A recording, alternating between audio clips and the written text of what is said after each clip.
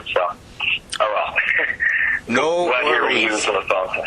As long as we can talk, that's cool, man. I'm happy because, I'm a fan. I love the project, so it's an honor to have you, of course, on our Quebec radio show. It's an honor to be here. So, Alex, when you're ready, it's going to be really easy. I'm going to do a little intro presenting the radio show, and I'm going to introduce yourself. Okay. When you're ready. All right. I'm ready. I'm ready when you are. You were born ready, don't you? I don't know how to say that about myself, but I'll take the credit for that. Let's do this. Hell yeah, my friend, it's really a huge honor to have you on our Quebec radio show, Prescription Punk Rock. For people that don't recognize your voice, who the hell are you, man? This is Alex from Nekroglobikon.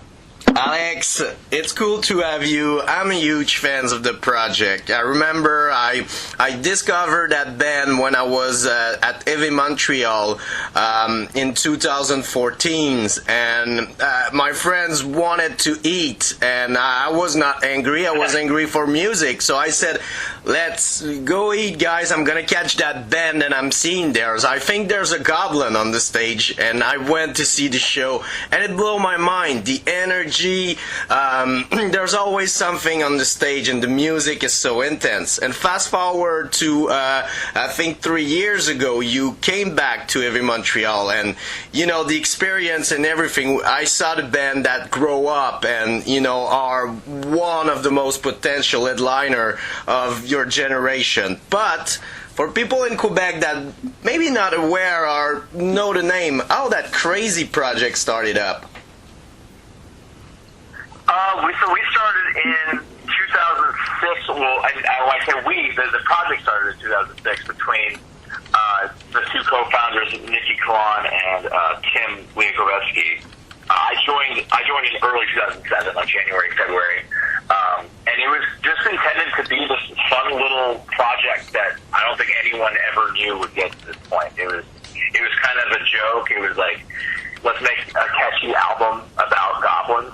And because it's funny, it just made us all laugh. And we were always intent on making good, catchy music, but lyrically, we were just trying to have fun at first. And then, fast forward to 2012, we've all moved to LA at this point, and we meet a very talented director named Brandon Dermer, who made a music video for us, which introduced a character that people may know about named John Goblikon. And then John became a full-time member of the band, and that led to us playing shows like Heavy Mtl in 2014 and a lot of other high-profile shows like that, and got a lot more well-known, and here I am. That's a crazy story. It's not like the typical story of a band, like 4 guys in high school get together and that's it, That's cool. And, when you're born to do something, everything is in place. And I think that's what happened with you guys. But the thing is that, like I said, the energy and everything, the live presence is such amazing. But, the songs are fucking cool too, I felt that you guys are maybe like me, kind of geek in a way and want to play, and it's kind of playground where you don't stop yourself, if you want to put some keyboard, some techno stuff, some metal riff, classic metal riff, it's all there, and it's like that you guys were having fun not just on stage but in the studio too. Yeah, it's definitely the creation process has generally been a lot of fun. Some of it's just hard work and everything. But let's talk more about the fun part of it. It's definitely the themes come from usually something that'll make us laugh. More recently, Nikki, who at this point writes all the music and the lyrics. He's delved into a lot more kind of serious, thoughtful subject matter, especially with our newest album. But there's always a tongue-in-cheek element. The goblin element is always there. So it's part that always, and even on the newest album, there's parts that we were hanging out with, working on together that were just making us crack up, and usually that's a sign that things are going in the right direction. Yeah, and when I mention you are having fun, I think that you take the band really seriously, and the lyrics prove it. It's very well written, and the music too. But in that process, the door of fun is open wide, because there's so many metal bands that take themselves so seriously that at some point it's kind of the Kanye West thing. It's just too much. We're all human after all, and when we see band like you, it's just that everybody's part of the family, and I think that's a huge family thing. Yeah, I think so too, and I think it stands out at shows because and there's a lot of serious bands, and I like a lot of those bands, but a lot of it just I sometimes wonder, like, could we even be a serious band if we tried? And I don't think it's our personality. I don't think we could just stay straight faced serious through any a project. I don't think it's us, So ultimately, we're just being true to ourselves. And a lot of serious bands, they're being serious to themselves as well, even if they're not serious on stage. But ultimately, this attitude towards the music is just what comes natural to us. Yeah, and things have changed a lot in the metal scene. I mean, it's kind of the metal family is so big, and there's a lot of people, and we grow up, we got mature with time, so I think it's important to destroy that stereotype of metal is fucking serious and you cannot make joke about that, or I think it's like punk, at some point the movement achieves so much that you can do anything inside that. It's true, and I think I always think back to in the '80s, hair metal, that wasn't taken seriously. But a lot of people liked it. It was heavy metal, and it was playing arenas and everything. And that's because that's when metal was supposed to just be fun, And I think it took a different turn, and there was the thrash movement against that and everything that I also like. But yeah, metal has had a history of being fun, I think, and I think it's just not as common these days. So I guess we're carrying the torch for fun metal. It's so true. Not only us, of course, but but you're right. If you take example as Kiss, in a way, they knew that doing that stage performance bring a lot of fun, and people will not maybe take them as the metal act so serious and everything, even if there was a huge ego in the band. But after all, the act, the show is fun to see, and the guys were having fun doing it. So yeah, I think it's free fucking letters, but fun is the most important thing now. And in a world that there's a lot of band, I think it's the main problem now is there too much band in a way. It's not a problem for the people who listen to it, but it's tough to be the band that people remember. But I think that you have everything, like I said, I remember clearly the first time I see you, almost 8 years ago, and I think it's the same thing for a lot of people. You understood that it's not just the music, it have to be something more, and everything is there, and there's the talk show behind that, and you can play with the character so much that it's cool. And I'm sure that a lot of people maybe leave you alone after the show and just go on John. Oh yeah, the Goblin he's the rock star out of all of us. Yeah, he's and again, so much of it kind of happened organically. Like I said, the band didn't start necessarily with any intentions of being able to play a Heavy Mtl or anything like that, or be on these big tours. But it was just kind of a snowball effect, and just the same with John Goblibikon himself. We had that one music video. And suddenly John is a full-time member of the band, and he's on stage with us. And none of us had ever even, the rest of us outside of Brandon, had ever thought of just having this separate member as a mascot before. But once we had it, and the video did so well, and it was such a great video, it was kind of well, let's try this out. Let's see what happens. happened, and everyone loved it, and it was fun, and it was silly. So you're like, all right, well, we're doing this now. And the talk show happened the same way, where it was just an idea, like, okay, well, what else can we do with this goblin? Like, let's try. It would be funny if he had a talk show, just an awkward, situational kind of talk show. And we started with 2 episodes, and they were well received, and over time, people were demanding more. So we made more, and that's kind of been how the whole thing has been, which is great. Yeah, and like you said, it's natural, and I think that's the strong thing about the band. And you've been doing this since so many years. I remember when you released, I think it was Goblin Island, the first records, and when I listened to it, I was like, okay, those guys know their thing, and after that, it was just like getting better each records and each shows. Like I said, it's just like you're kind of the force of nature, that just, okay, we're there to have fun, and we didn't think that we gonna do more than that, but it's just getting bigger and bigger because, like I said, people seeing you having so much fun, and they want a part of that fun. Yeah, I'm glad that it has that effect, because that's definitely what I would have wanted. Is just for people to walk away having had a great, like an infectiously good time, basically. So yeah, I'm glad you enjoy it.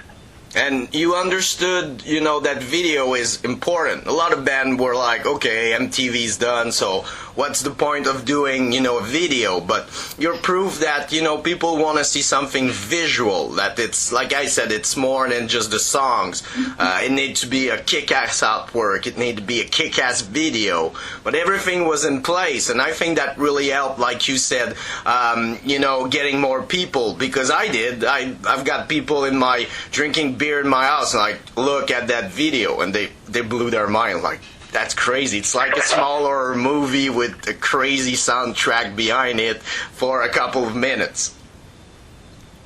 Yeah, I think it's tough to tell someone about a goblin metal band and then have them not want to see what it looks like. Like when you said goblin, like, well, I want to see this goblin now. Yeah, I think from day one, just from the fact that we have this theme, it definitely made us have to have some kind of visual element, and like I said, it just ended up kind of miraculously through meeting of Brandon and his creation of the character with us, because before that we didn't know what we were going to do. We didn't want to dress up. We didn't want to dress up as goblins. People told us we should, and we were, I don't know, we're not. We didn't feel like that was genuine to us, but like we knew we had to do something. And then meeting Brandon and creating John Goblikon and making that video, we're like, okay, well, there's our goblin. That's our goblin element. So we don't have to dress up.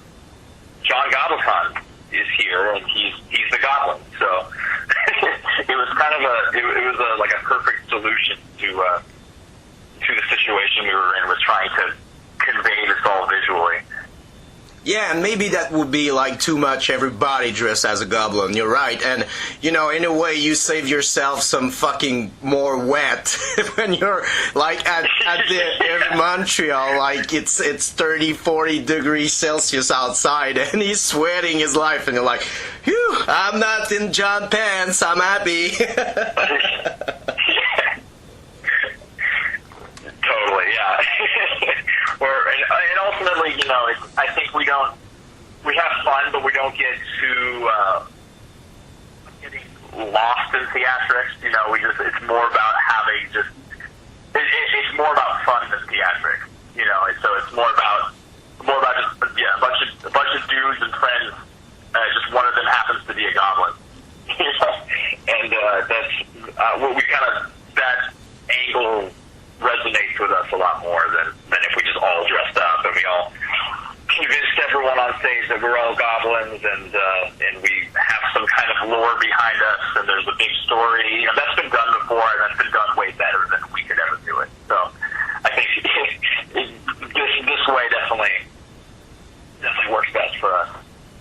Wow, the last records was released in 2018, Welcome to Bunkers, and it did so fucking well, amazing records. But did the pandemic make it faster for you to enter in the studio and do the Fundamental Slimes and Humors, the new records, or is it something that was already planned?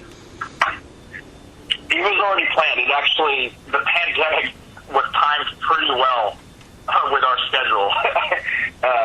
we were in with Glory Hammer at the beginning of 2020, and just a month after we got back home, it was when the pandemic hit. So that was supposed to be our last tour in support of Welcome to Bonkers, and we already had a few songs ready for Fundamental, and so we had already planned to start getting to work, but there was still a lot of obstacles because our producer lived in a different state. We weren't so sure about how, flying from California to Florida with the pandemic. So it was a slower process than it would have been otherwise. But it also gave us more time to work on it. Nikki wrote altogether, he probably wrote 30 to 40 songs for the album. Wow. And we just chose the ones we liked the best, and so it's a bit of a mixed bag musically, but we prefer that. I like having an album where every song is its own thing, and none of the songs sound like they could have been the same song, Yeah, and you're right. It had to be like the process of doing a records. It's really rough, and with the pandemic and everything, so you have to find something that you're comfortable with, and because at the end it stays forever. And I think a lot of people understood the importance of a release now with the pandemic and everything. Because back in the days it was the classic, they tour, they're gonna release the records, they tour, so we take that for granted. But now, when a band, release the records, we know we struggle a lot behind that because of the fucking pandemic. Yeah, people had a lot more time to listen and discover new bands, and a lot less of the distractions of going out and everything. So, yeah, and it was definitely an important time to be releasing music. I feel like people needed it. Yes, and a lot of people like me work from their home, so yeah, you're right. I think that it's gonna be crazy the amount of new fans you're gonna see at shows, and of course, I think we're ready for the time shifting with the old generation of metal band and a new generation. I think it's what we're gonna see through the next years. New headliners, new band getting more attention, because it's a normal process. And I don't want to say they have to leave, they're fucking old. No, I'm getting old too, but it's a natural thing. Yeah, I mean, and that is exciting. Actually, I would say there's more and more up and coming bands that I feel like are getting discovered very quickly right now, and that's exciting. And seeing a lot of bands we've toured with before reach new heights because during the pandemic they just released amazing music. They had time to just focus on just the music and the writing and the recording and production. So yeah, it's an exciting time. I've been discovering a lot of new bands. The amount of new bands I'm getting into in the last year is way more than it was in the last, I feel like, 5 years. I feel like I wasn't listening to any new music for a while, but it's an exciting time in that sense. Yeah, it's kind of, I feel it's gonna be a huge wave of energy and people that want to have a blast and just seeing shows, because even people that were not seeing a lot of shows realize the impact that live shows have on their brains, and you feel way better after seeing a show for the next 2 days. And I think people realize that even if they were not seeing a lot, they miss that.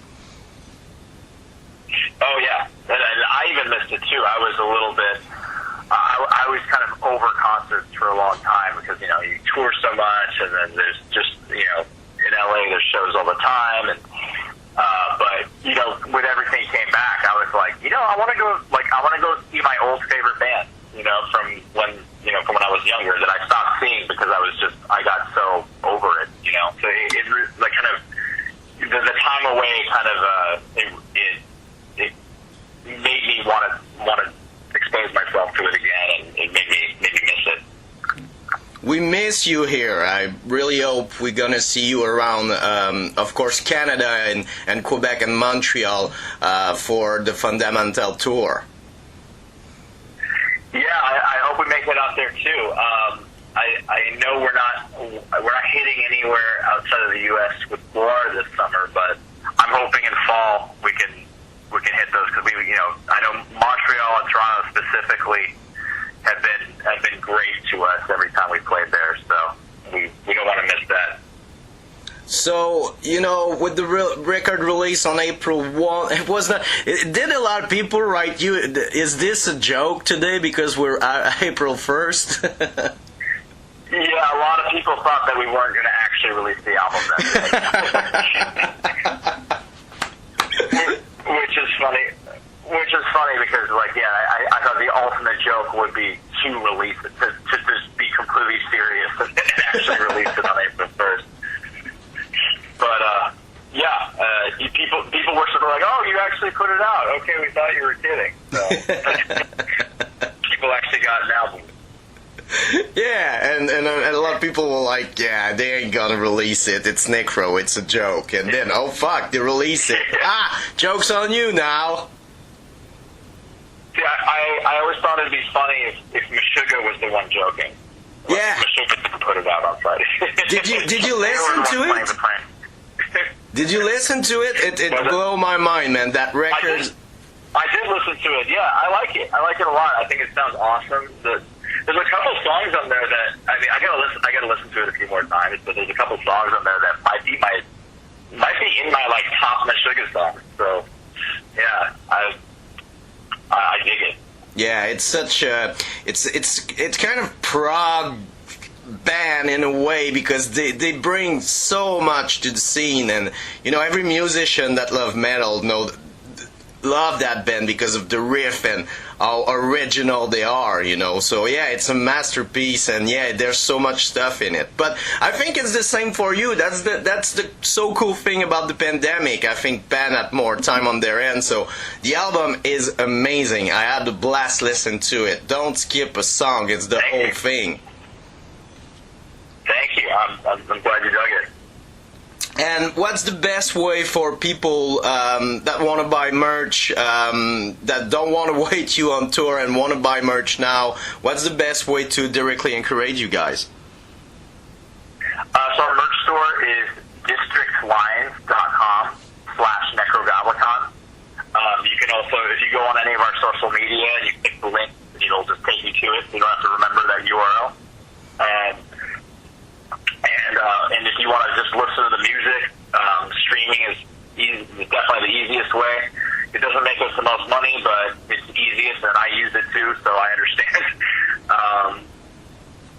And if you want to see our videos, that's on youtube.com/Nekroglobikon, or Nekroglobitube, actually. Alex, thank you so much for your times. We met briefly at the Heavy Mtl. You guys are so rad humans, so cool, and congrats with the new records. You deserve it, and I'm sure sky's the limit. Thank you so much. Thanks for having me. So we're gonna wait for you in Quebec and Montreal, and till then, have the time of your life. And again, thank you. We're gonna do a huge special, of course, and play new tracks, play old songs, because we fucking love Nekroglobikon. Well, thank you so much. Thank you, Alex. Take care. Cheers. Bye bye. Cheers.